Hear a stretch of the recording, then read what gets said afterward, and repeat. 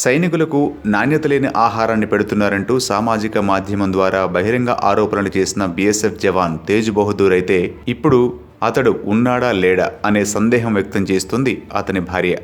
తన భర్త జాడ కనిపించడం లేదని, గత 3 రోజులుగా తమ కుటుంబం అతనితో మాట్లాడలేకపోతోందని ఆరోపిస్తూ జవాన్ భార్య ఢిల్లీ హైకోర్టును ఆశ్రయించింది. ఈ మేరకు హెబియస్ కార్పస్ పిటిషన్ దాఖలు చేసింది. బీఎస్ఎఫ్ జవాన్ తేజ్ బహదూర్ యాదవ్ జనవరి 9న ఫేస్బుక్లో ఉంచిన వీడియోలో నీళ్లచారు లాంటి పప్పు, కాలిపోయిన రొట్టెల్ని ప్రదర్శిస్తూ పాక్ సరిహద్దుల్లో ఉండే జవాన్లకు పెట్టే భోజనం ఇదేనని ఆరోపించిన సంగతి తెలిసిందే. అప్పుడు దీనిపై ప్రధానమంత్రి కార్యాలయం స్పందించి హోంశాఖ, బీఎస్ఎఫ్ల నుంచి సమగ్ర నివేదికను కోరింది.